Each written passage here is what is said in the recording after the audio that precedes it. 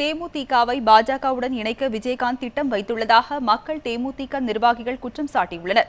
சேலத்தில் மக்கள் தேமுதிக ஆலோசனை கூட்டம் நடைபெற்றது. இதில் சந்திரகுமார், எஸ்.ஆர். பார்த்திபன் உள்ளிட்ட கட்சியின் முக்கிய நிர்வாகிகள் மற்றும் ஒன்றிய பொறுப்பாளர்கள் கலந்து கொண்டனர்.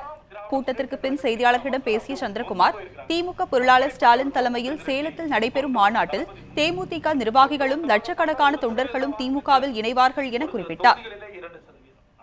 திராவிட முன்னேற்ற கழகம் ஆட்சிக்கு வருவதற்கான வாய்ப்புகள் இருந்தும் என்னுடைய ராஜதந்திரம் என்று சொல்கிறார். அவர் செய்த அயோக்கியத்தனத்தை, வைகோ அவர்கள் செய்த அயோக்கியத்தனத்தை இன்றைக்கு ராஜதந்திரம் என்று சொல்கிறார்.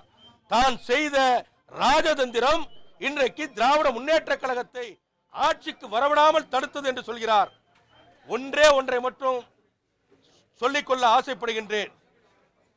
வைகோ அவர்களை நம்பியும் கேப்டன் அவர்களை நம்பியும் மதிமுகவிலும் தேமுதிகவிலும் இருக்கின்ற தொண்டர்கள் இனியாவது அவர்களுடைய உள்ளார்ந்த எண்ணங்களை புரிந்து கொண்டிருப்பீர்கள். இதனைத் தொடர்ந்து பேசிய பார்த்திபன், தேமுதிகவை வழிநடத்தும் ஆற்றலும் திறமையும் விஜயகாந்திடம் இல்லை என்றார். இதனால் உள்ளாட்சி தேர்தலுக்கு பின் தேமுதிகவை பாஜகவுடன் இணைக்க விஜயகாந்த் திட்டமிட்டிருக்கும் தகவல் கிடைத்திருப்பதாகவும் அவர் கூறினார். விஜயகாந்த் அவருடைய நெருங்கிய நண்பர்களிடத்தில் வருகின்ற செய்தி என்னவென்று சொன்னால், என்னால் இதற்கு மேல தேமுதிகவை வழிநடத்தி செல்லுகின்ற அவர்கள் ஆற்றலும் திறமையும் இல்லை.